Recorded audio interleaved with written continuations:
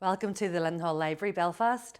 We are delighted to welcome Eric Bell here today for our Guitar Heroes programme, being interviewed by Mr. Ralph McLean. Enjoy. Eric Bell, Guitar Hero. Could have been very different though if you'd stayed in the garage. Oh dear. You could have been a proper mechanic. I could have been a AS Birds. In fact, it's very strange. I stayed in the hotel facing the BBC off, where is it, Ormo Avenue, I think it is, or Ormo Road. And I was staying overnight in this hotel facing the BBC on Ormo Road. And that night I had a few drinks and so on. I was getting ready to go to bed and I looked out the window and I suddenly went, this is the garage I used to work in the same building that I'm standing in. So they changed AS Bird's garage into a hotel. And I was staying there that night. It's really weird. Back in those days, you had to get an apprenticeship. I mean, that's what young guys were supposed to do. Absolutely. So, playing a guitar wasn't an option. Oh my God. Really. You see, sensible people, it wasn't an option. You see, trying to make your living out of playing the guitar in Belfast in the 60s, it was like the equivalent of an elephant climbing up Mount Everest backwards. That's why, seriously, it was unheard of. Well, where did you get the passion for this mad job, this job that nobody thought you should have, and thought most people didn't even think it was a job, sure they didn't? I mean, not a job. Playing a guitar is not a job. No. So where did you get the taste for it? Where did you get the passion for it? Mr. Lonnie Donegan, definitely. Many people say that. Oh, he was, I tell you, they had the big radio in my house, I suppose, the big wireless, used to call it, and it was on all day. And they used to get these very strange songs, like How Much Is That Doggy in the Window, and all this type of stuff. And one day I was sitting doing my homework, the radio was on, and this track came on, Rock Island Line, and I just stopped, and I said, who's this? And the guy said, when I was finished, yes, that was Lonnie Donegan, he's going to become the king of skiffle, and so on and so on. And my life changed, once I heard, and the Shadows. As soon as I heard the Shadows, I just, something clicked, that's what I want to do. What about getting a guitar then, Eric? Getting a guitar was, in those days, like Orangefield Boys Secondary School, you're coming out after the school finishes, and some of your mates would invite you back to their house for a drink or a cup of tea or something, and listen to records and this, that, and the other. And I went back to this guy one day, and we're sitting in his parlour, and there was a photograph of him up on one of the shelves, framed, and I looked at it, and it was this guy, and he had this black acoustic guitar, doing this Elvis pose, really, really smart pose he had. And I kept looking at the photo, and I says, is that your guitar that you're holding there? He says, oh, it's me dad's. I said, have you still got it? He said, yeah. I said, can I have a look at it? And he went upstairs and he brought it down. And it's a big black acoustic, and the strings are about that much off the neck, But I just to actually hold it and smell the wood, and the feel of it, I thought, yeah, man, I gotta get a guitar, So I got my first guitar. I got was in Smithfield Markets, fabulous place. I used to love that place, and I had these acoustic guitars hanging from the ceiling in various shops, and some of them, £6, 49 shillings or something.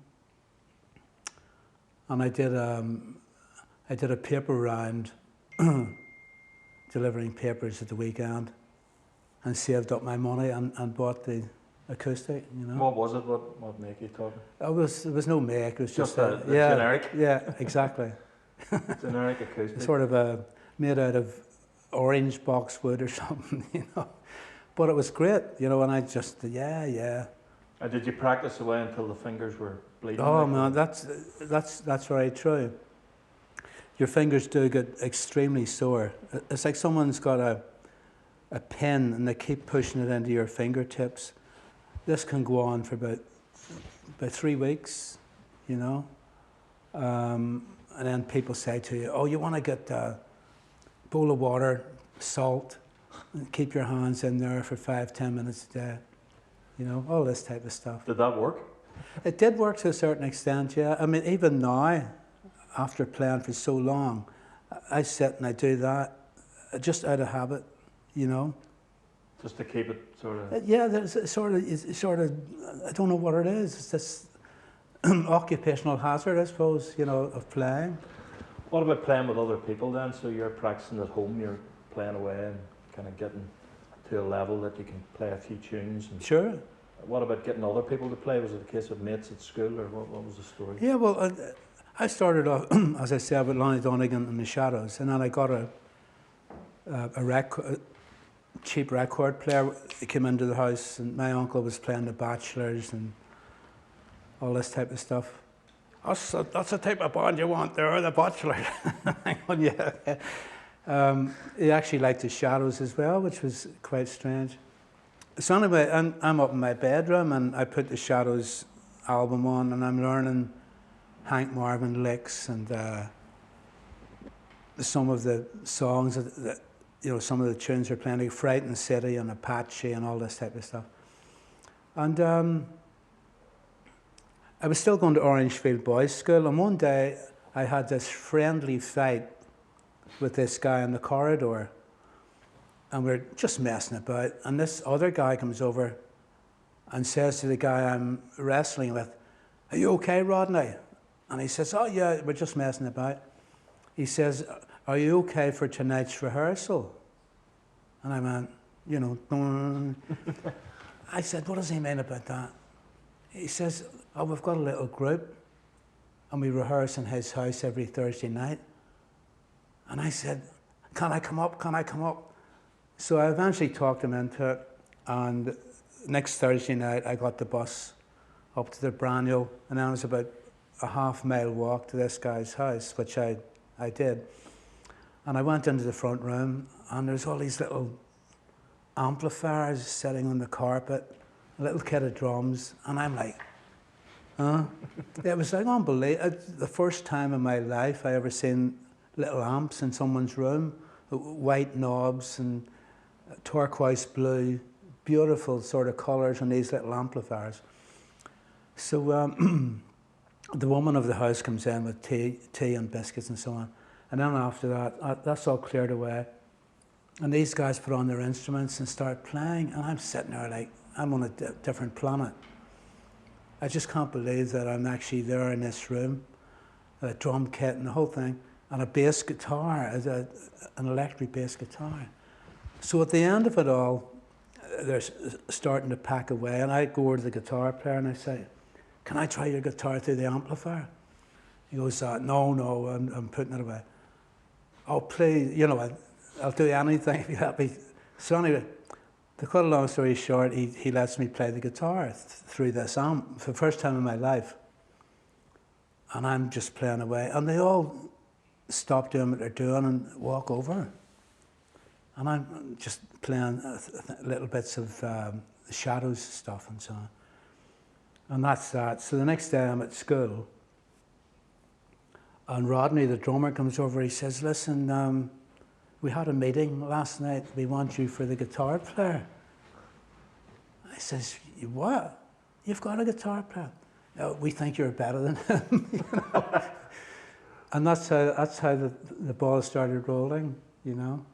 So from there then, playing in bands and kind of learning your job really? Sure, Yeah. absolutely. You mentioned Orangefield, and Orangefield's also the school that Van Morrison Absolutely. went to, and Van, your path with Van crosses as well, doesn't it? And, Yeah. And Van comes into the picture kind of. Yeah, I played with Van. them. I played with Van for about 2 months.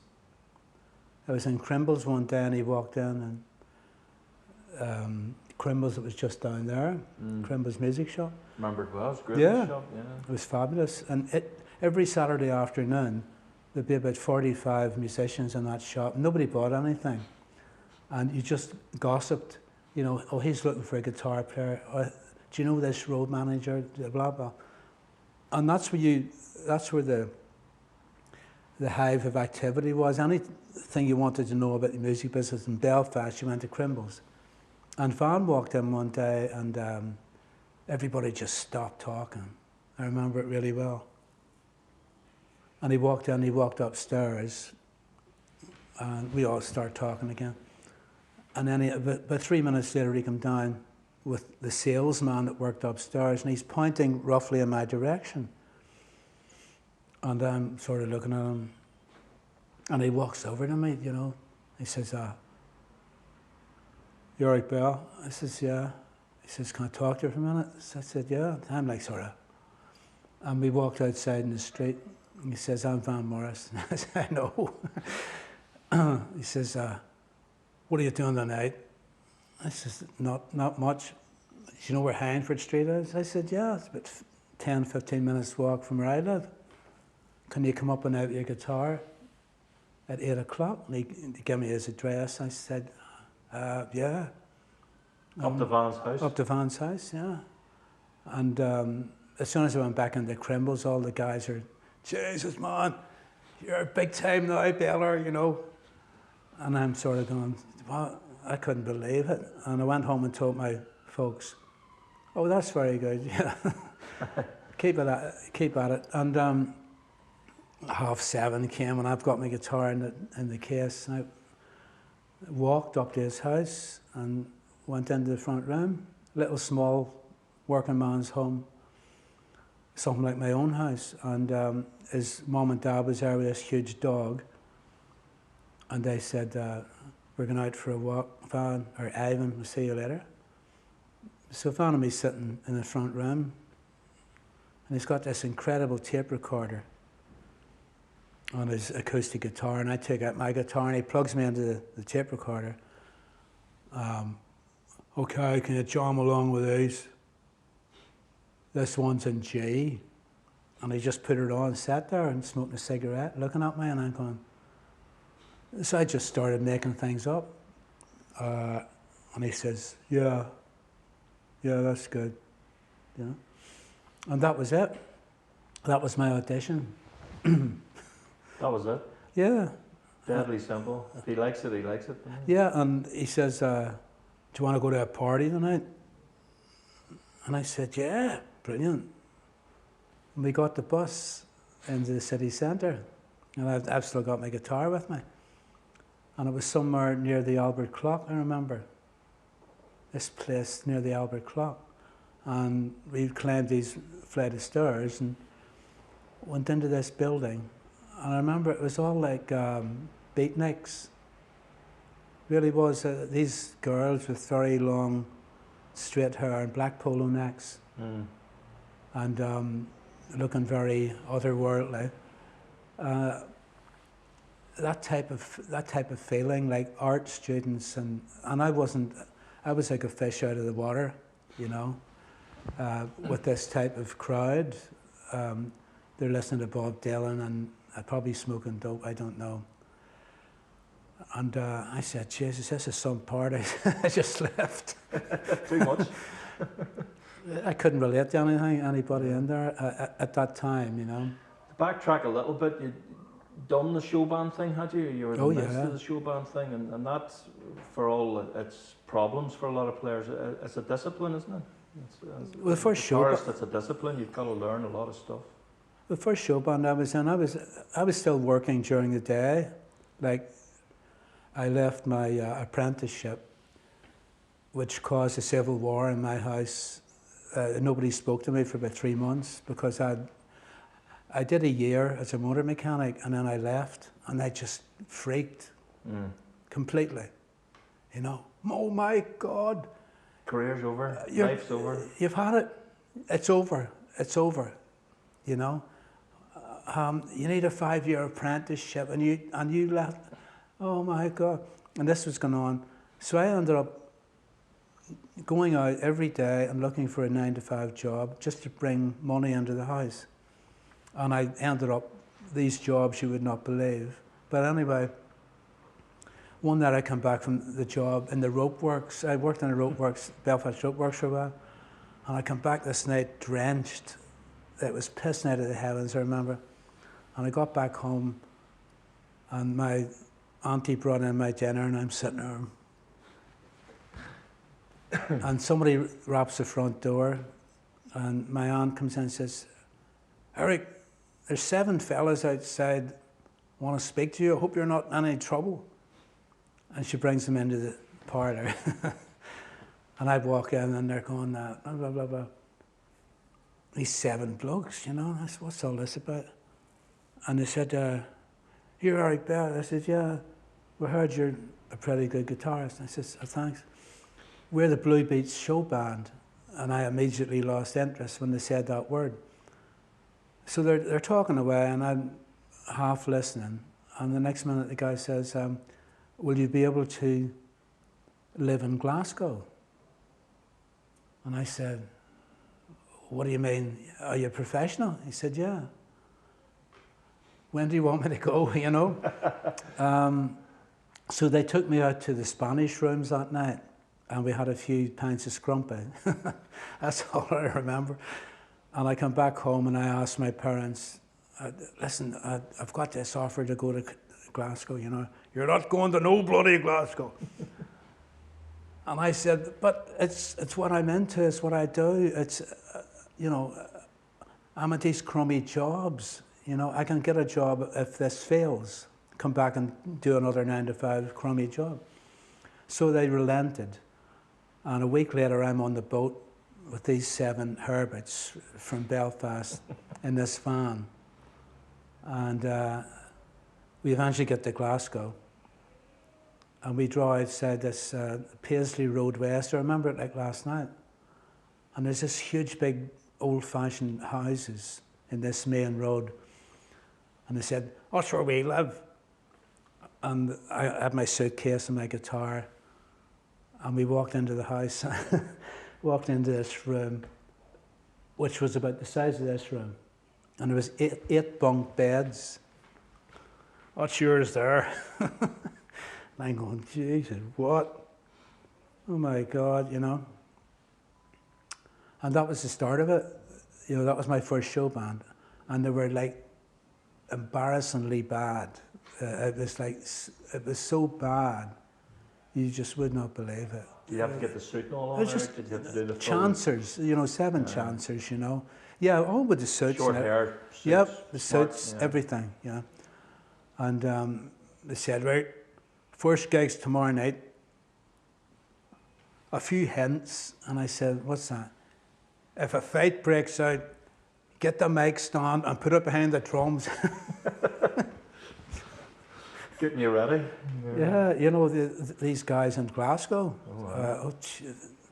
"Hey, you fucking idiot," you know, and they'd just jump up on the stage and grab a mic stand and start battering a few mates, you know. To make sure you save the mic stand. Yeah. But yeah. keep playing, I presume, is the thing. You have to keep playing, yeah. That's a good discipline for a guitarist, a young guitarist. It's just to learn. It may not be the music you want to play. Absolutely. But you're learning the stagecraft and There was getting through a gig. yeah, You know? there was some amazing moments, I must admit, you know. I mean, it just etched in your head. We had this really old van that we tottered about in. And we used to play in some of these, like, way out of the place venues in Scotland. I mean, a hotel 30 miles from anywhere, you know. And there was one night we'd trying to get to one of these gigs, the hotels, and the snow, this blizzard, I remember, started falling. And we had, the engine of this van was on the inside. So the driver was here, the engine was here, and then there was a passenger seat there. And then all of a sudden the engine started, this black smoke started coming out of it. And the driver said, "Right, everybody out and make snowballs." And I remember us all getting out and the van's going about 4 miles an hour in this blizzard. The flakes are just coming down, hitting your face. And we were all picking up this snow and making it into snowballs and passing them to the driver, and he's putting them on top of the engine to cool it, you know. Like moments like that, you know. It kind of makes you, doesn't it? I mean, it's kind of tough, but it makes you as a musician. Yeah. It's a touring musician. It gets you ready for well, the toughness to come. it became embarrassing the whole thing. Like there was I think it was 8 of us in the band, and we did this gig one night in London. What was it called? Holloway Road. The Gresham Ballroom. It was an Irish ballroom, and it had an actual stage turned round, and they had this resident band playing, about a 15-piece band, all reading music, and the guitar player was just, and the bass player, they were amazing, all wearing suits and sitting down reading music, and then the stage would turn and we would come round, and at that point 3 of the guys had left the band, and we were only doing this gig to get money, and it was so embarrassing. I just wanted to disappear. This stage came round, and instead of a polished 8-piece Irish show band, yeah, these like 4 blokes. Italians. Yeah, and I'm playing rhythm guitar and bass. The bass player had left, and I'm putting my guitar onto the bass pickup and going dum dum dum, and then going shang yang ding. It was doing a double. Yeah, it was desperate, absolutely embarrassing. I think it's one of the most embarrassing gigs I've ever done in my life. And I don't even know if we got paid or not. And a week later we were back in Belfast, all going our separate ways. And I'm back in the shirt factory. I had to get a job because my family said, right, what are you going to do now? I said, oh, I'm a professional guitar player. You're a what? You get that bloody nonsense out of your head. You're going out for a job tomorrow, that type of thing. So I'd go out for a job, and I'd get one, and come home again and start practicing again, starting the whole thing all over again, you know. And I just kept at it, and kept at it, and kept at it. What kept you going, Eric? Why did you not think that's just not going to happen? I mean, what drove you on? Because you clearly were driven at that point to keep doing it. I just loved the guitar. I loved the sound of it, and it was like, to me, the guitar. To me, music is self-expression. That's all it is. To me, expressing yourself through whatever instrument you pick up, and. Yeah, there was one night I came back from one of my 9-to-5 jobs, and it was like this deep depression, you know. I don't know what age it was, 17, 18. And I had my 10 Park Drive. And I went up to the bedroom, and my guitar's sitting looking at me. And I just looking at it. And there was 2 ways it was going. Number one, it was like my enemy, because it was getting me into all this bother, like leaving my apprenticeship and going to Glasgow and upsetting the family and so on, causing me a lot of grief. And then the other side of it was I loved it so much, and I wanted to do something with it, because this 9-to-5 business I was going nowhere fast, you know. I was just like a general labourer, you know, move that box from A to B, Bell. And yes, sir. And I just remember lying down in the bed that night and this soul searching. And I said, right, what are you going to do? You know, are you going to really get into this and stop ficking about, or are you just going to do it part-time and get a job? And something just, you couldn't lie to yourself after a while. Something said, no, stay with it. Stay, no matter what happens, stay with it. And it was like, you might guess what it was like, this street in Belfast, Jocelyn Avenue, and the neighbours walking up and down, and, oh, hi, Eric, you're home again? Yeah. Do you not think you'd be better getting a wee job and settling down? Yeah, I might do that, I'm not sure. And I remember the day, like years and years and years and years later, being on top of the pops with Thin Lizzys, and the neighbours, oh, we always knew you'd make it. Aye, I know. You know what I mean? Aye, different story. Absolutely. Where does the bold Philip Lynott come into the picture then? Where does the Thin Lizzy story start for you then? Well, by this time I was still in Belfast, still working in a shirt factory. And by that time I'd joined a blues group, thank God, called Shades of Blue. And we were doing some great blues stuff. And one night we played in the Maritime Club, the famed Maritime Club. And we did the gig. There was another band on with us, and at the end of the night I went up on the stage to pack away my amp and so on. And the singer from the other band came over to me, and they were from Dublin. And he says, "Oh, Jesus, who are you? Do you know a guy called Eric Bell?" And I said, "Yeah, that's me." "Is it?" He says, "We've been trying to get in touch with you for the past few months to come down to Dublin to join this band, which was called The Movement." And I said, "Are you still looking for me?" You know. He says, "This is our last gig tonight. This is the last gig we're doing. We go back to Dublin tonight and we split up." And I said, "Oh." He says, "But there's young show bands are now being formed in Dublin, not the old fogies, like, you know, Brendan Boyer and all these people, but young guys around 18, 19, long hair, look good, play well."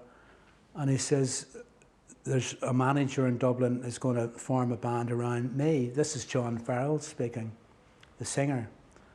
He says, "If you want to, I'll get in touch with you and tell you where the audition is and when it is." And I said, "Great, brilliant." So we parted company, and he went his way, went back to Dublin that night, and I went back to the house in Belfast. Next morning I'm up for the 9 to 5, looking to see if there's a letter. A few weeks passes, I forget about it, you know. And then the next day I got up, and there's this little envelope on the floor, you know. So I pick it up, and it was written on a piece of toilet paper. I remember the sort of the serrated edges. I said, "Hi Eric, I told you to get in touch with you, blah, blah, blah, blah, blah. We're holding auditions in Dublin at such and such a place on such and such a day. If you want a lift down to Dublin, meet these two guys outside the athletic stores at 12:30 on Friday morning," something like this. So I said to my family, "Listen, I've got a chance to go down to Dublin. Can I take the day off work?"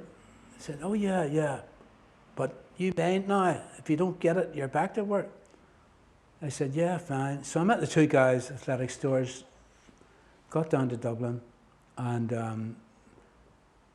it was outside where the auditions were being held, and there was about 50 or 60 guys with trombone cases and guitars and God knows what, all outside the front door, everybody talking to each other. And I said, that's good. This gig's gone, you know. There's too many people here. And this guy walks over to me and says, "Right, who are you?" I says, "Eric Bell." "Right, what do you play?" "Guitar." So he brings me into this sort of hallway, and I'm sitting 15 minutes later, calls me in, and there's this 7-piece band all set up. "Right, what do you want to try, Eric?" And I'm still in a blues band in Belfast at night, you know. So I plug into the amp, and they're all going, "Oh, for fuck," you know. I said, "Oh, sorry about this." I'm playing in a pretty loud band in Belfast, just out of habit. Okay, so anyway, I did a few songs with them, sang Respect, I think, by Otis Redding, and so on. Great, the band was terrific. All great players. And I said, okay, so that was that. Now, the audition was over, and this guy comes over to me. He says, "Eric," I said, "Yeah, can you stay in Dublin tonight?" I said, "Yeah, but I've no money," which I hadn't. I had about 3 bob or something. He says, "Frank, So this guy comes around, give Eric £20 there. So Frank brings out this £20 note in Dublin. It was about the size of a tablecloth, you know. And he gives me it, and I'm like speechless, 20 quid, you know. It's like 2 weeks' wages or something. He says, Dougie, I want you to get Eric a bed and breakfast in the centre of town and bring him to the office tomorrow morning about 11 o'clock, okay? I'll see you then, Eric. And he walks away.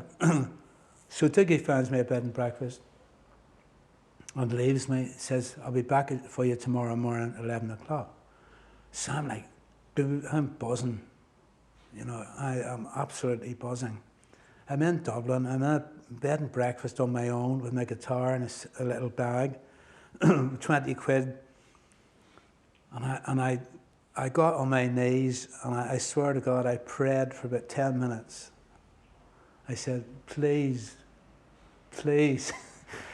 let me get this gig, you know? Because I knew that if I didn't, I'm back to Belfast in 9 to 5. And I just did it. I just prayed and prayed and prayed. And next morning, Dougie comes for me at 11. I've had my breakfast, and he takes me to this office in Corn Exchange Buildings in Dublin. So we went in, and there's a big bench, and there's about 6 or 7 guys sitting on the bench. We don't know each other. And we're all sitting there going, what do you play? Trumpet? I play guitar, you know. Next. That's what it was like. And the guy gets up and walks into this room, door shuts. He comes back 10 minutes later, I've got the gig. Next. And so it comes to my turn. So I walk in. Oh, Eric, right, sit down there now. Right now, blah, blah, blah. And he starts telling me all about what's going to happen. Now, you've got 2 managers in this band. One is me. I'm Jim Hand from Dublin. You've also a Belfast manager, Jim Aiken, who's going to manage you as well. So you have 2 managers. So we're looking after the whole of Ireland. He says, now the band, we're going to get you suits. In fact, 2 sets of suits. One's going to be in the cleaners, and the other one you're wearing on stage. He says, you'll be working 6 nights a week. You'll have Monday night off, and you'll be working every week 6 nights a week. And even if you don't work 6 nights a week, which is very unlikely, you still get paid the wage. We're going to pay you, I forget, 35 quid a week, which is like a king's ransom to me. And we're going to supply you with amplifiers, and you're going to have a large Ford Transit with aeroplane seats. Each one of you will have your own seats. Windows at the side, which was a big deal. A lot of bands had no windows at the side and so on. He says, there's only one problem. And I'm sitting there, I says, what's that? He says, you take drugs. And I nearly fell off the seat, you know. I went, what? You take drugs, don't you? I says, well, I smoke hash when I can get it. But I said, right. He said, so I heard him saying to the other Jim, is hash addictive? And no, I don't think so. So he says, I'll tell you this now, Eric. He says, if you are found smoking that stuff, either with the band or even on your night off, and I hear about it, you're gone. You're gone. Not even a 2-week notice, you're out.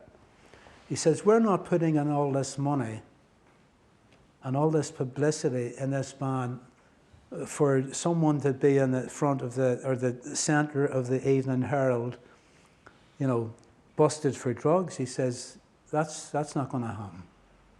That's the only thing that I'm a bit iffy about. And I said, don't worry about it. You can't get that stuff. It's which was nearly impossible to get that stuff in 1968 in Ireland. You could get it now and again in England. And that was it. And that's how I got the job. And it was brilliant. The band, really good players, really nice guys, great money, stayed in the best of hotels, the top of the world, you know. And I stuck that for about a year and a half. And then I went one night to the Five Club on my night off.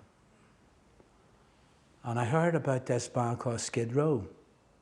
And I heard about a guitar player called Gary Moore, who I knew. I knew Gary from way back. But I hadn't seen him for a while. So that night, I had scored a little bit of high. And I stood at the doorway of the Five Club, which was on the other side of the street. And I stood in the doorway on my own, in my show band suit, and my hair up to here. I smoked this little joint and went across the road and paid in before the effect would hit me. And went downstairs into this, it was like the cavern in Liverpool, all these brick alcoves, really like that.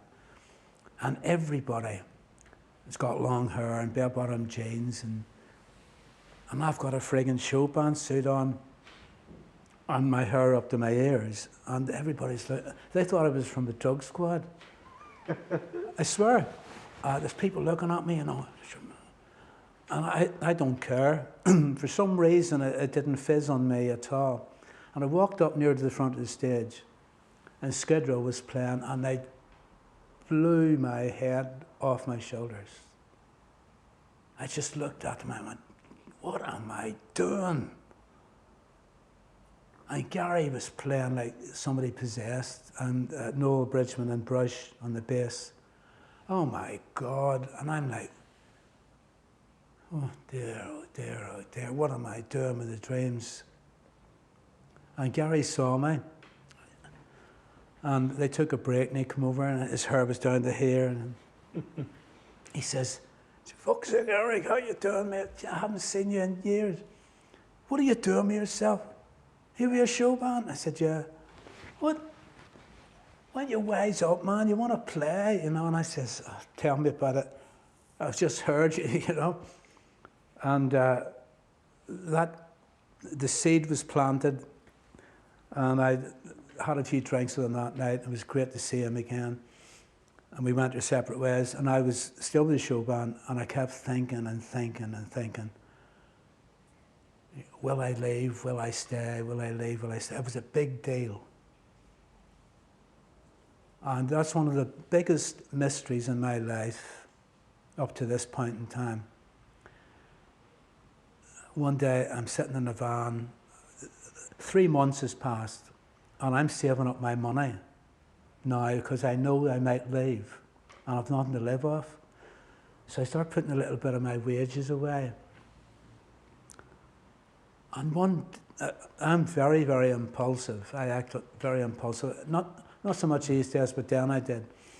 I didn't think things through so much, really. And I said, I got to get out of here, you know.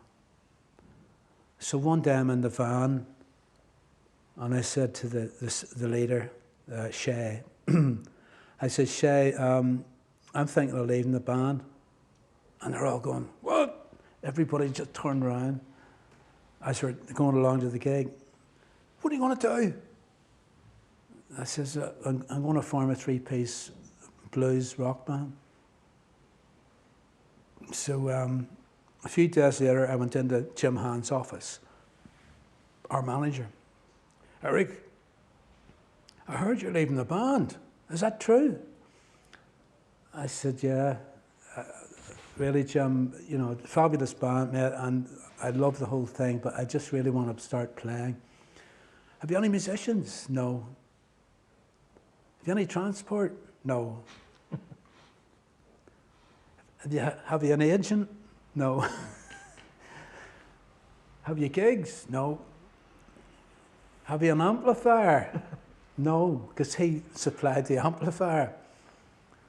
And I'm going, Jesus, he's right, you know, I've got absolutely nothing. And I'm going, this is it, mate, I'm talking to myself here. what are you going to do? You know, because once you tell him, that's it. So I said, no, Jim, I really do need to try and get a band together before it's too late. I think you're making a big mistake, Eric.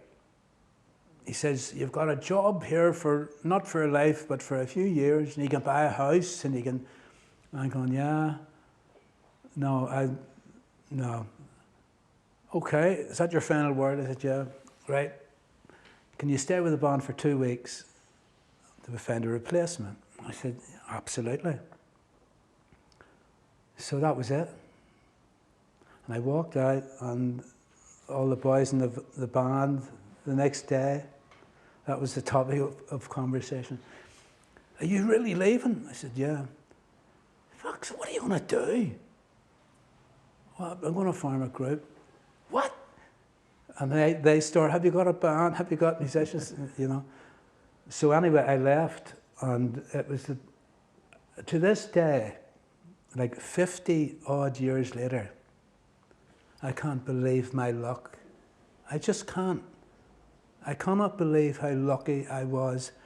I left that band, and the chance of me being a part of a really famous international group was like, forget it. It just, I was expecting to form a group that maybe lasts for about a year or 2 years, and then I don't know what I'm going to do. I probably have to move back to Belfast, get married, get a house, have a few kids, end the story, and play at night. And that was on the horizon. That's all I saw. And I just can't believe how lucky I was. To the day I die, I'll never believe it. I will not believe it. So many things that night. You know, I'm in the Bailey. I've got a half pint of Guinness because I can't afford pints anymore, and I'm nursing it. Eric Rickson walks over to me. Hi, Eric. I'm Eric Rickson. You Eric Bell? Yeah. Both from Belfast, both in young show bands from Dublin. He says to me, what are you doing? I says, I've just left the Dreams. Have you? Yeah. He was with Terry and the Trixons show band, which was the same type of thing I was in. He said, what are you going to do? I said, I'm going to try and form a 3-piece blues rock band. I'm thinking of leaving the Trixons as well. I'm fed up with the music, you know. What are you doing tonight? I says, nothing. I'm starting to run out of money, you know, and what are you drinking? I'm still working. The night's on me, so he bought me a few pints. You fancy going to a club? I said, yeah, great. I was up for anything that night. Out of all the clubs in Dublin, we go to Countdown Club. I don't know why, but we ended up in Countdown Club. And we're standing up at the bar, and he's buying me cheap sherry and paper cups. And I'm getting quite rightly, you know. And then he asked me if I ever tried acid LSD. And I said no. And he gave me half a tab that night, and I took it. And I'm away with the fairies. And about 20 minutes later, this band walks on the stage. And it's a band called Orphanage. And, you know, it could have been the Dubliners for all I knew at this point in time. But Philip was the lead singer. He was just out the front singing, not playing the bass. And Brian Downey was the drummer. And I remember sitting down in the yoga position that everybody did in those days. And some people had dope, and we had as well. And I'm sitting on the floor, and I'm mesmerised by Brian Downey's drumming. He's like, I'm going, this guy, man, he's playing this slow blues, and he was 18. He's playing like a black guy of about 45. And I'm going to get that guy for my drummer. I don't know if he's interested, but I wanted to get him. So anyway, the band took a break. And again, I can't figure this out. Philip and Brian walk over to the changing room, and the bass player and the guitar player walk up to the bar. So I'm still away with the fairies, and I'm going, right? And I get up, and I walk over to the changing room door, come in, and I go in, and Philip and Brian are there with the towels, or sweating, and, yeah, can I help you?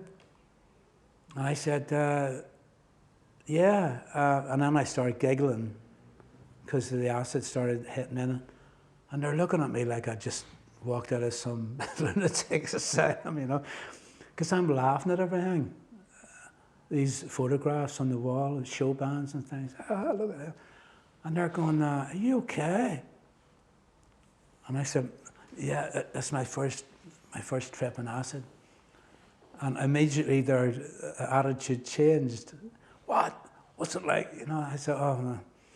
So anyway, to cut a long story short, I said, I'm looking for a bass player and drummer. I'm just wondering, can you help me with any phone numbers or names or anything? So they start talking. Do you know Brian? Is that guy? No, he's in such and such. What pub do you drink in? I said, the Bailey. He said, oh, you don't want to go there. That's all show band people. Go to the Zodiac. The group guys go in there. So I said, okay, thanks very much. Again, why this happened, I'll never figure it out. I'm walking out the door, and Phil calls me back. And he says to Brian, do you fancy forming a group with Eric? And Brian said, no. I'll never forget it, that moment. And I'm like, right. And Phil said, come on, man, let's form a fresh group. And Brian said, okay, mate, or okay, man, I'll do whatever you want. So Phil came over to me and he says, we're forming a group with Eric on 2 conditions.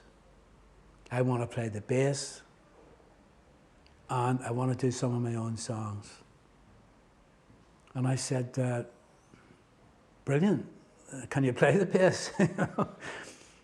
So he told me he'd been going to Bruce Shields for lessons. For about a few months he'd been going. So he was playing bass in his spare time at home. And also he wanted to do some of his own songs. So I invited him up to my flat a week later, and he had a reel, and I borrowed a reel-to-reel tape recorder from this girl I knew. And Phil put this reel on, 3 of his own songs, just him on an acoustic guitar. And they were fabulous. They were really, really good. And the singing was excellent, the lyrics were excellent, the chord structures were excellent. And I just knocked out. He says, what do you think? I said, they're fucking brilliant. I said, I can definitely hear my guitar playing in there, because they were very melodic. And a week later we had our first rehearsal, And that's how the whole thing started. It's incredible. I think about that nearly every day of my life. It's fate, isn't it? I don't know.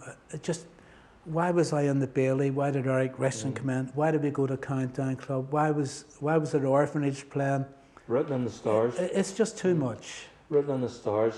You kind of got together with the guys in terms of sound and in terms of vibe very quickly as well, didn't you? There was a connection there, wasn't there? Yeah, the chemistry was right. You can get 3 or 4 musicians who are fabulous players, but it doesn't work. They're all brilliant players, but the chemistry isn't right. And then you can get another 4 or 5 guys like the Stones, who they're not virtuoso musicians, but they're absolutely incredible as a group, because the chemistry is right between them. It just works. And you can't force that, it's either there or it isn't. And friendship as well when you're Oh, young guys playing absolutely, together. And, absolutely. you know, what was Philip like as a mate? Fabulous. He was when I first met him. He was real gentle, very soft spoken. You know, great to be with. Really good company. Loved a bit of a laugh. He was a bit of a rogue, you know. You told me he was a nightmare to go shopping with because he Absolutely, hours he was worse worse than any woman. You know, you go into a shop with Philip. I remember when Whiskey in the Jar started taking off, and our management said, "Okay, I want you to go down to the West End, the Kensington markets, and get yourself some gear. You know, you want to look like pop stars, lads. You know." For fuck's sake, you're going to be on top of the pops in a few weeks. You know, the arse out of your trousers, you know.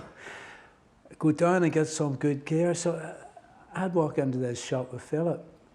And you know, he had tried on every shirt, every pair of trousers, jeans, scarves, hats, God knows what.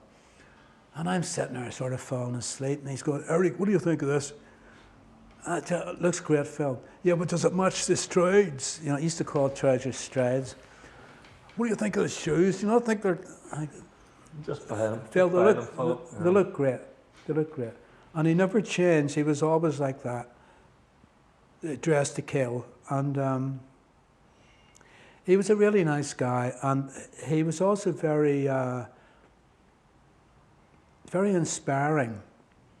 You know, whenever I first met him, he'd be walking down Grafton Street and he'd be going, "Hey, Eric, you know, if you really practiced the guitar, you know, I mean, really, like 3 hours a day minimum, you make a name for yourself, you know.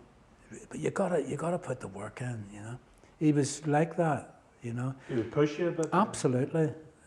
He would just inspire you to go beyond what you knew, which was fabulous for me as a guitar player. Like, I'd be sitting with him either in Ireland or whenever we moved to London, we'd get to Philip's room. He had a room then. We had all a room then. So Brian and me would meet at Philip's room and we'd have an acoustic rehearsal every week. 2 acoustic guitars, and Brian would be sitting drumming on his knees, you know. And Philip was saying, "Right, Eric, I've got this idea for a new song." I'd go, "Yeah, go ahead." And I'd listen to it. And then I'd start playing along with him. And now and again he would go, "It's too bluesy. It's too jazzy. It's too rockabilly." I said, "Well, what do you fucking want, you know?" And I basically said to him, "Phil, that's it. You've heard everything I can play. That's what I want. Yeah. I want you to go beyond what you know." So I'd have to really use my imagination then and try and hear what would suit that song that he was just playing to me. Same with Brian on the drums. Brian wasn't just going the old boring 4/4. Brian would be putting in little bossa nova things and, you know, colouring Philip's song. And it was great because, as I say, a lot of the time he wouldn't accept what I was putting into his song. He wanted something different.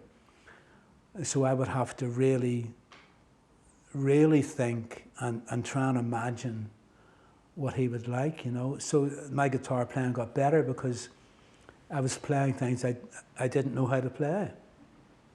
And a great band though, wasn't it? Yeah. Pushing themselves yeah. to that degree. You can hear it in Whiskey in the Jar, the old trad piece. That your intro to that is something you worked on for a long time. Whiskey in the Jar was the biggest musical challenge I've ever came across, ever, in my life, no matter who I've played with, even like up to today, because we went in and recorded that, and there was 2 acoustic guitars, me and Phil, Philip's vocals and Brian's drums, and that was it. And everybody's looking at me, right? Can you put the guitar on, please? And I'd walk out and I'd go, I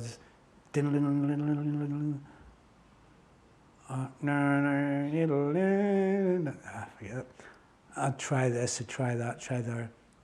And I'd say to the guys in the control room, I can't think of anything. I just can't think, I can't picture anything there. Can we get another instrument in, like a clarinet or something? And they're going, if we give you a cassette of this, can you work on it at home? And I said, of course I will, you know.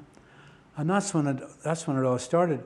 Philip lent me his cassette player, and I went home with this cassette, and I put it on, and I'm going, and I just played and played and played, nothing. Next day, same thing. Next week, the same thing. I couldn't get anything. And I said, God almighty, what the fuck am I going to do, you know? So the record company started pressuring me. When are you going to come in and finish this? Philip pressured me. The management pressured me. And we're coming home from a gig one night. We played in Wales that night. Very long drive home to London. And I'm in the back seat, half asleep, half awake. And Philip had his cassette player. And quite a few cassettes, which he used to play all the time. All different types of stuff. But this night he put on the Chieftains. And I'm hearing this. And I'm sort of half asleep. And suddenly, this idea comes into my head. Forget about the guitar. Think about Irish uilleann pipes. That's the intro. You can't get it in the guitar. It doesn't fit. It doesn't work. It's too bluesy. It's too rocky. It's the same old friggin' boring scale. Listen to the Chieftains. So I listened to the Chieftains, and then I borrowed the Chieftains tape of Philip, and I played it. And one day I'm in a taxi, and I'm actually doing an interview. I've done the interview, and the taxi's leaving me home. And I'm in the back, and the guy, the driver in the front, is going, he starts talking about Ireland, you know. Yeah, really nice place, mate. You know, me and the wife go over there. And I'm getting this intro together in my head, and it's leaving me and it's coming back, and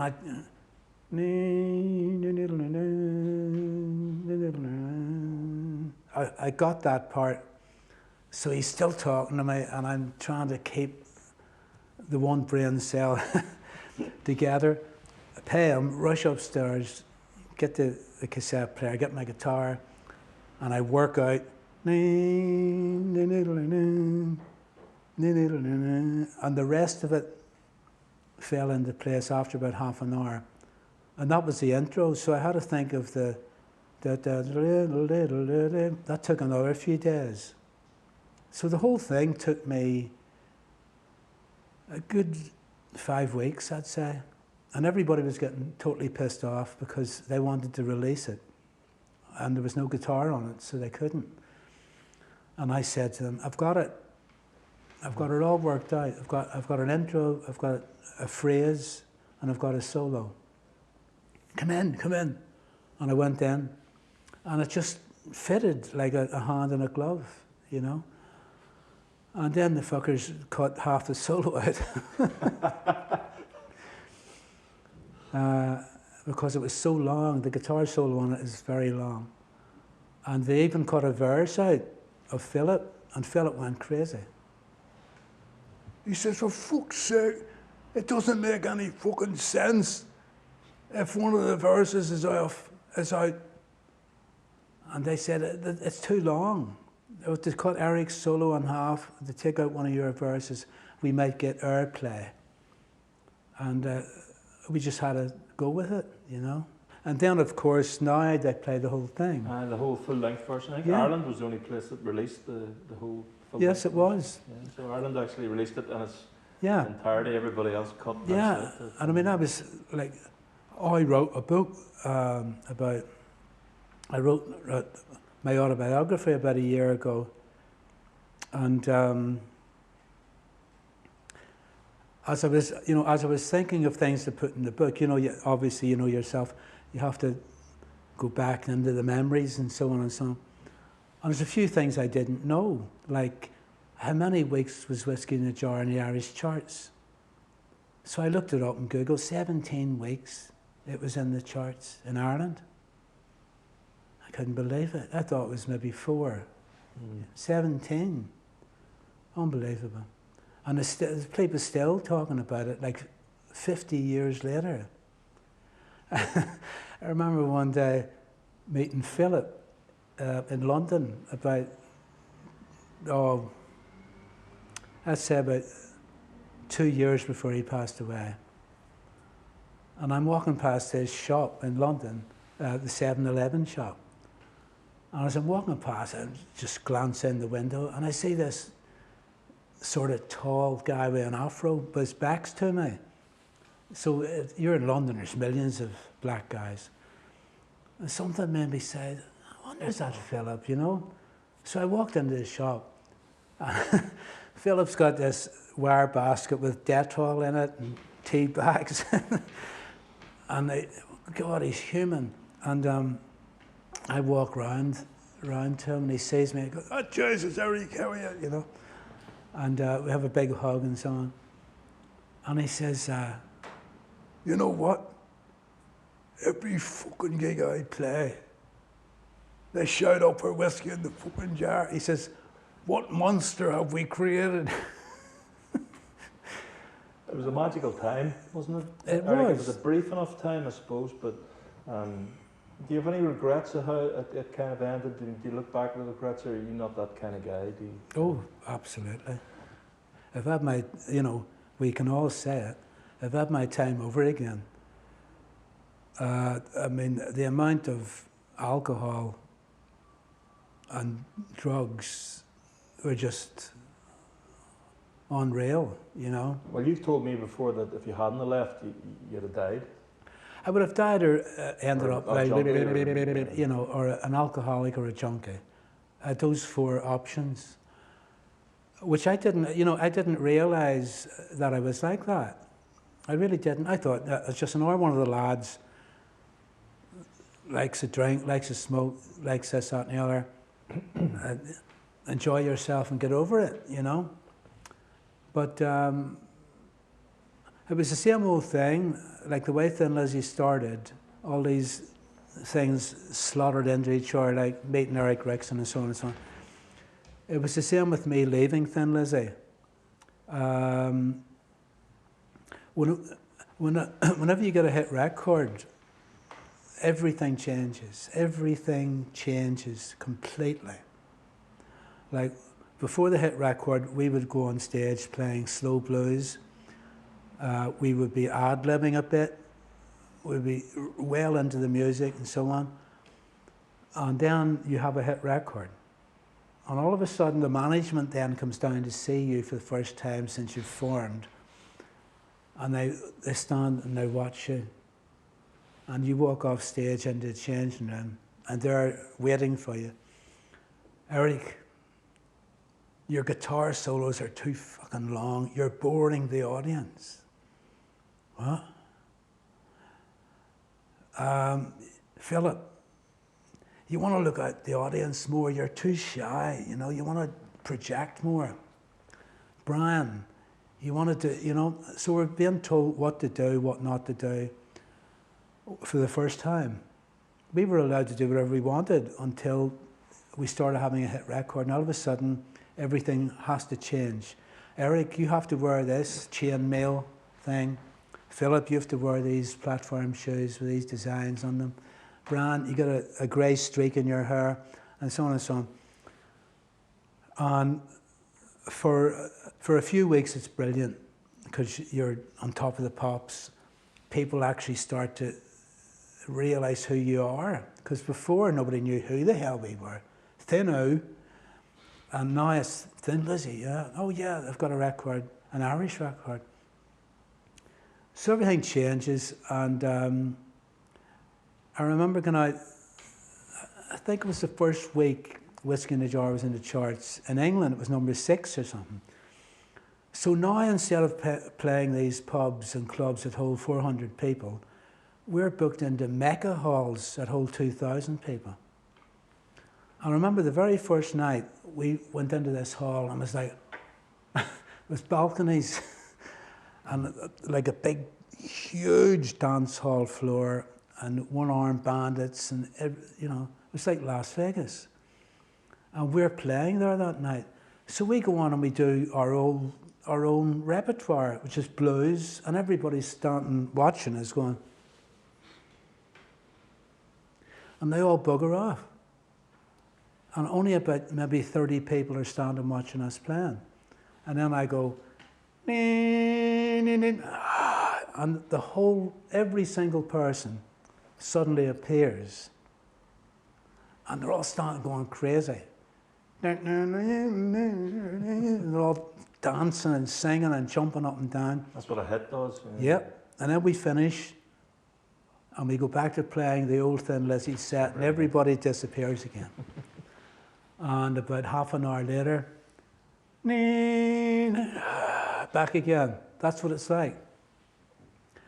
And Philip started changing then, like really changing. And then we got on the Slade tour and we were booed off the stage, you know.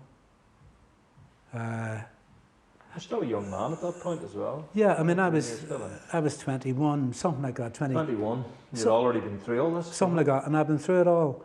But lots of things started happening. I started becoming my private life started becoming a bit weird.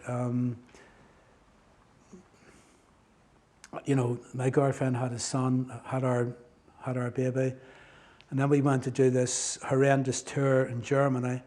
And me and Philip had a fight one night in the corridor. And I came back and I found out my girlfriend had been sleeping with another bloke upstairs. And he was Canadian and she fucked off to Canada with him, with my son. It's all falling apart at that point. Yeah, and I couldn't stay in the house then because I just thought everybody was talking about me, about the split up and, oh, Eric's on his own again and his girlfriend's away to Canada with his baby and so on. So I started drinking more and I started smoking more dope and then I just start, I go to the doctor. I said, I've been through, I'm explaining to him what's going on. He says, all right, take these. Wrong. It gives me the Valium, you know, but don't drink with them or smoke anything with them. But what do? I smoke and drink and take Valium as well. So like, knock, nobody in. And then I have to go on the road and play with a band as well. And I'm, you know, Philip's passing the joints around in the car, and I'm like out to lunch completely, you know. And I go on stage, and I remember one night I went on stage, and there was no dope. There was no dope available. We used to smoke every day of our lives. It's just bands did in those days, not just us. It was that time where everybody smoked dope, everybody. On this particular night, we were in the changing room and we're playing this pub and there's about 700 people there. I think this was before Whiskey in the Jar. Anyway, so we're getting ready to go on. I say to Philip, you fancy getting one together? He says, I haven't enough. My girlfriend wants to smoke when I get back home. I have to save it. I said, can you not roll a small one? You know, just 10. I told you, Eric, I haven't enough. So I'm going, oh, shit. You know, so we're on stage in about 40 minutes. So I take my guitar out and it's like, I just couldn't relate to it. It was, because I stopped practicing at this point in time. I just played at the gig. So I never worked at it. And I always relied on being stoned to play because it was for my imagination. You didn't need too much technique. but I could get sounds and so on. But this night there was no dope, and I'm going, oh, for fuck's sake, and the time's going on, and I'm going, Jesus, what am I going to do? I started getting a cold sweat, and picked up a guitar, and the strings felt cold and clammy, and I had no strength in my fingers to bend the strings, and so on. And I just started working like this in my head. And again, I don't know why these things happen. This guy knocks on the change room door, big black guy walks in, goes over to Philip, does all the handshakes, you know. And I'm sitting there with the guitar going, and the guy pulls out a big joint. So I'm like, you know. And him and Phil are over in the corner, and Brian's over there, and I'm here, and I'm going. And they're not passing it, you know. So I'm saying, for fuck's sake, pass it. Stop talking and pass it over. So the next night I went, fuck it. So I got up, I walked over, and I didn't care. Just interrupted their conversation. I said, excuse me, mate, any chance? I said, no. And Phil's gone. So the guy goes, yeah. I didn't care, you know, so I have a few tugs, you know. Boing, I pick up the guitar, no problem. No problem whatsoever. It just felt like the most natural thing in the world. Right. And I thought, you've got a problem, mate. That's only going to end one way. Yeah, you've got a problem. And that was the first night I knew that I had a problem. I was relying so much on being stoned to play. I couldn't handle it without it, you know. And I mean, I'm not talking heavy stuff. I'm not talking heroin or cocaine or nothing. I'm talking just highs. And the difference it made was just ridiculous. And I went out and played like Eric Clapton, you know. But I knew that there was a problem there. So if you'd have stayed with Lizzie and stayed in that roller coaster, it would have been disastrous for you, really, wouldn't it? Yeah, because what was happening was I had around this point in time, I was living in this horrible room in London, really pathetic, owned by an old Polish couple who didn't like me and I didn't like them. And I lived way up in the attic, like with sloping roof. I had to bend down to get into bed and things. It was like a nightmare. And I used to stay in there. I didn't know anybody in London except Philip and Brian. And I'd call around to Philip's house some nights and have a smoke and a talk, and then I'd walk back to my room. But this night, I went over to Belsize Avenue, where we all once upon a time lived in this big house. To cut a long story short, I dropped a tab of acid that night on my own. And I got to the tube station and got off at West End Lane tube station and walked around the corner to Brian Downey's house, or Brian Downey's room. And when I got there, he wasn't there. And he used to share the room with one of our road managers, Pete Eustace. But at this point in time, the acid's just starting to kick in. So he knows I'm tripping, so he says, I'm going out. Eric, if you want to come with me, you can, or stay in the room till Brian comes home.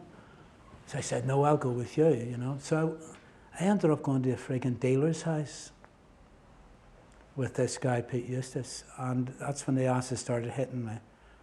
And this is the biggest mistake in my life that night. It was like a living hell, basically. I was hallucinating really strong, and these guys are all dealers, and I was just the thing I was getting was I was on a Chinese junk, one of these bamboo boats, going down the Ganges. This is true. And these guys are dealing opium in front of me, and they've got daggers and they're cutting up and this, that, and the other. And I'm like, oh, it was crazy. And one of the guys had a transistor radio. This is as true as I'm sitting here. And it was playing. And I was hearing lots of different stuff. And all of a sudden, I realized it was Thin Lizzy on the transistor radio, on a John Peel session or something. And I couldn't believe it. It was bizarre. And the guy looked at me and he went and turned it off. And my ego flew out through the ceiling. And it just got from bad to worse. I had a really, really bad trip, like really bad. And I wanted to get out of the room, and I couldn't. The door was over there. I couldn't do it. Like the one remaining brain cell kept saying, leave the room, get out. And I'm getting ready to get up off the carpet, and I couldn't do it, I couldn't function. Anyway, we eventually left the room, and I got the tube home, which was horrendous. You might guess what it was like in the London Underground, having a bad trip. I got back to my room, and I just lay there. I didn't know what to do, who I was, where I was. It's just, everything was gone. And then the thing that started happening was we had a gig the next day, and the car would call around, and Philip would be in the front seat with Frank Murray, the driver, and Bran would be in the back. And I'd go down with my guitar and bag, and off we go. And Phil lights up the joint, and they pass it round, and this was the beginning of the end. I had a smoke, and it just brought back the acid trip. It clicked in, this being stoned brought back this horrendous acid trip. So what happened now was, Philip and Bran and the driver are smoking dope and enjoying it the way I used to. And I can't. I can't smoke it, because if I smoke it, I go, whoa. And the only way I could smoke it was to drink more whiskey. This is the cycle you're in? Yes, yes. Downwards and Yeah. downwards? So if we were in the changing room or in the car, I would nearly have to have a small bottle of whiskey with me in my pocket so that I wouldn't be refusing the dope, because that was bad manners. You know, hey man, we're a smoking band, you know, you get the heebie-jeebies now. That's what it was like. And I would smoke the dope, and I'd become really sensitive, like highly sensitive, paranoid. The whiskey, glug, glug, glug, glug, glug. I'm okay now. Because the whiskey would take away the sensitivity. The whiskey would make you more, I don't give a fuck anymore, you know. So you're spiraling down? Yes, I'm spiraling, exactly. Yeah. And the love of the guitar, though, I mean, you clearly weren't in love with the guitar at that point. The guitar... The love that you'd had through picking one up and Crimbles and all those years back, you'd lost that then? It all gone, completely gone. I remember just before I left Lizzy, the Irish tour came up. And we loved touring Ireland because nobody knew. Everybody thought we were like living the pop star existence in London. Everybody in Ireland thought we had penthouses, and for fuck's sake, have they got to have seen what we were living in? The reality of that. Brian Downey had lived in a room that had no windows. You know, he had no windows in this room he paid for in this house. Philip and his girlfriend Gail had one room, about the size of this room again. I was living in an attic. So whenever an Irish tour came up, it was brilliant, because we were treated like royalty. We had got off the plane. We used to go on a boat all the time. So they would fly us over now, and there'd be a big car waiting on us at the airport, and there'd be drink in the back seat. And they would take us to our hotels, and we would have a room each in a lovely hotel. This was like luxury compared to what we were living in England. So Ireland was, oh, brilliant. We're doing a tour in Ireland, you know, and we'd meet the chicks and meet our friends and so on. So we did about 4 or 5 gigs in Ireland, and then the next one was in Belfast, Queen's University. So that day we drove into Belfast, and Bran and Philip had hotel rooms, but I was driven back to my family house because that's where I used to live. So I didn't need a hotel. So they drove me back to my house, and they said, right, we'll be back for you, Eric, about 5 o'clock to do a sound check in Queen's University. So I said, okay. And I got back into the house, and I was like a fish out of water. Like, the rooms were tiny. Absolutely, I couldn't believe it. There was, you know, about a quarter the size of this room was our sitting room at home. And we had the scullery that was supposed to be the kitchen, and so on and so on. And I was away with the fairies. I couldn't relate to any of my family at all. I was like a complete stranger because of what I'd been through and what I was living through at that time. And they all knew there was something going on. You know, Eric, you okay? Because I didn't look great, you know. I was very, very, very uneasy, very nervous, you know. And I was trying to put it across, you know, as everything was fine. And anyway, the road manager eventually called for me. By this time, I'd had a few drinks with my family, which hit me quite strong, because it was during the day. I hadn't much to eat, and it sort of hit me right there.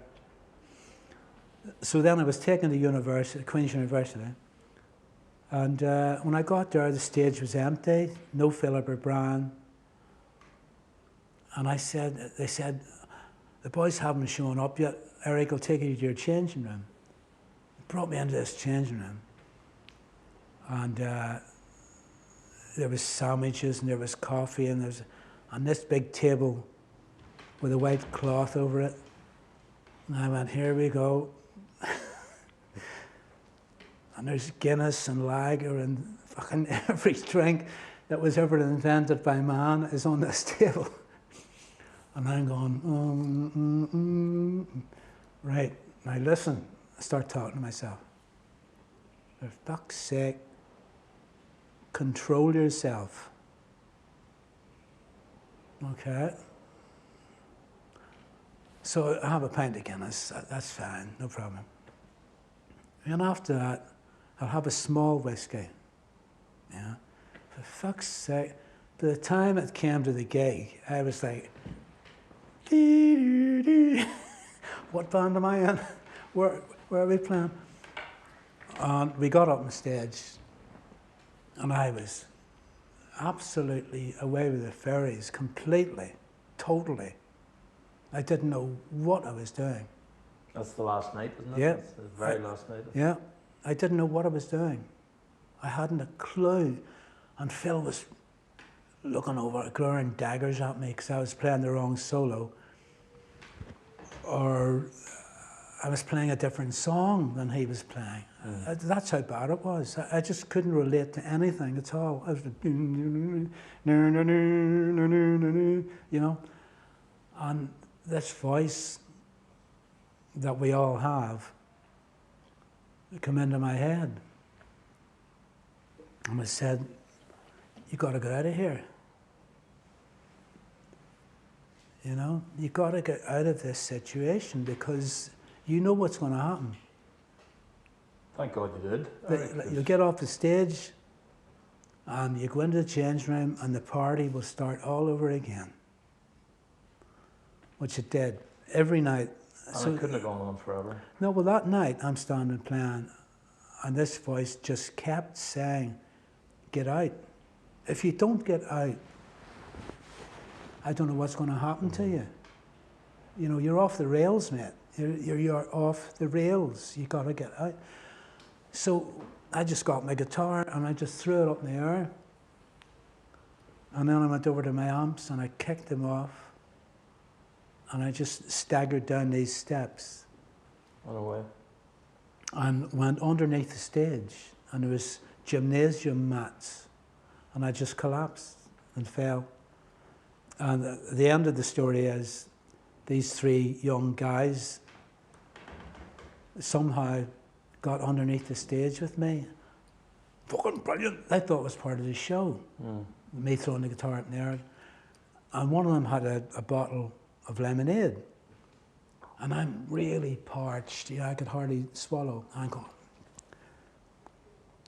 He gives a drink of lemonade, man. Yeah. It was straight whiskey. And the label of the lemonade was still in the bottle. That's probably how they got it into the gig. And I didn't know. And I went glug, glug, glug. Next minute, bang. These two sort of invisible fists sort of hit my temples. And that was it. It was over. And the road manager came in. Get up on that fucking stage and finish the gig. I says, I'm gone, man. I can't. Please get up on the stage. There's only Philip and Bran up there. So I said I'll get up if they got me 3 pints of Guinness. It was a good idea at the time. And they actually physically brought me up the steps onto the stage and they physically put my guitar on, which was completely out of tune. Nobody had tuned it. And there's 5 springs at the back of the Stratocaster, and 2 of them had fallen out when it had hit the stage. So the whole guitar was completely out of tune. It must have been like horrendous. And I can't remember. The last thing I remember was standing with my guitar. And the next thing I remember was being at home, trying to fit the key into the front door lock. I couldn't do it. I couldn't get the key into the keyhole. That's what I remember. And it was, I don't know, but it was about 1:30 in the morning. And all my family was in bed, thank God. They would have went fucking ape shit if they had seen the state I was in. And the last of it was I went into the little front room, the little tiny front room, and there was a coal fire. And I just remember sitting in front of that, lighting a cigarette, and looking in the flames going, you've done it, mate. It's over. Dark times. I tell you. You know, dark times. I wouldn't be here. And for someone who loved the guitar, to have fallen out of love with it so much. And I did. I mean, but it came back, and the passion for the guitar still. You still love playing. I absolutely adore playing. It's the my dark times came and went, but the guitar eventually. Yeah, that's my whole life. It's my whole life, and I absolutely adore it. I really enjoy playing so much, especially to a live audience, because you don't know what's going to happen. You know, the band I have, I make sure that there's a lot of spontaneity going on, and it's great because I'm getting very slowly. I'm getting accepted for it. You know, I'm through a period where the boys are back in town. You know, and I say, well, you can still dip into the yeah. back catalogue. But I'm waiting on someone to shout that. The boys are back in town. Well, tell them to fuck off.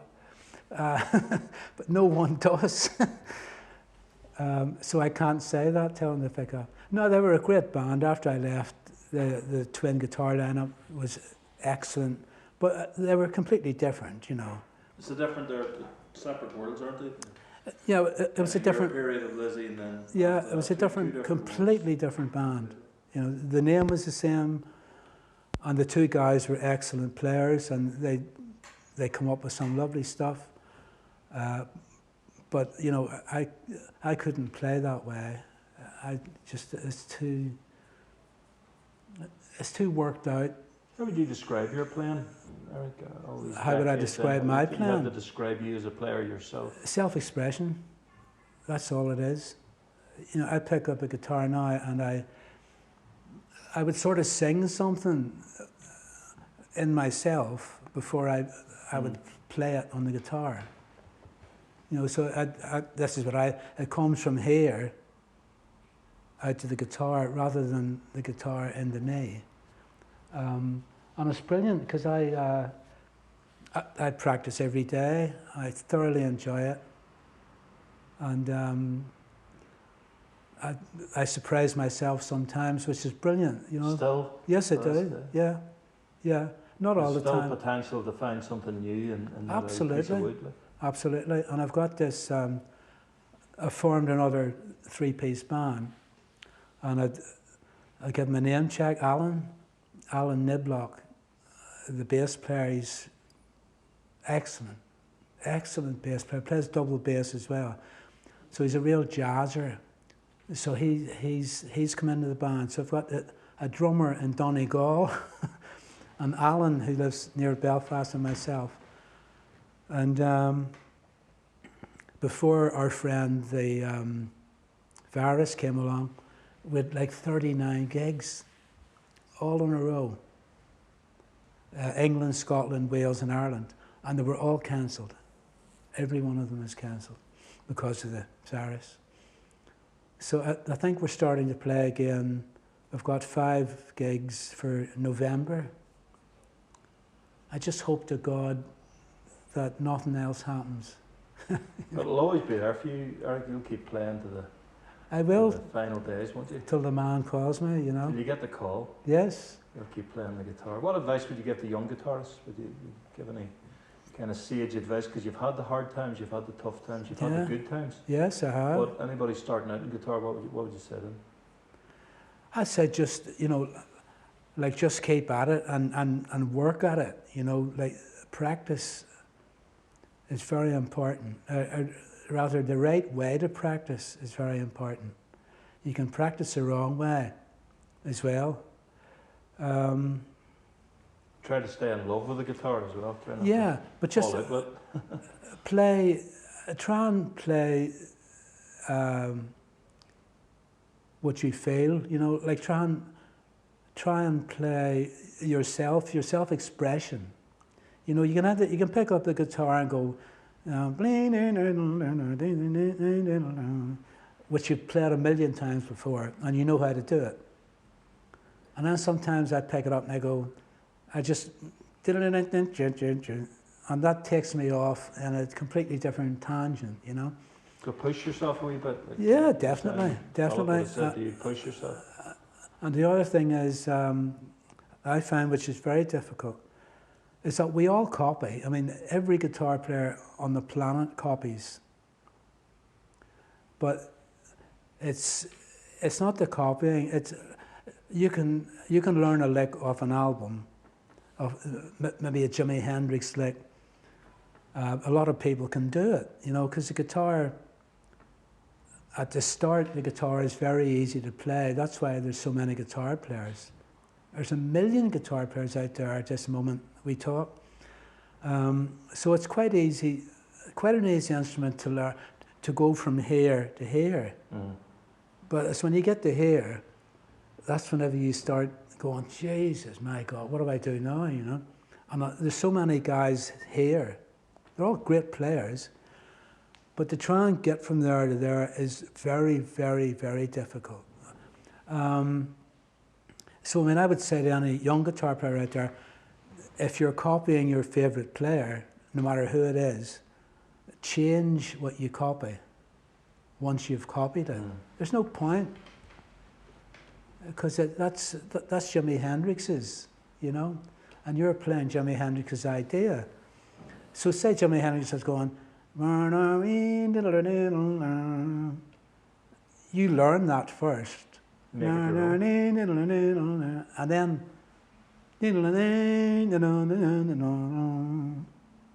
change it into something else, you know. That's what I would advise guitar players to do.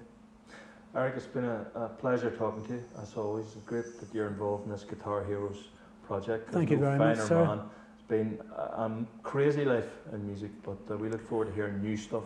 We look forward to seeing you back on the road again. Thank you. Cheers, mate. Thank you very much, sir.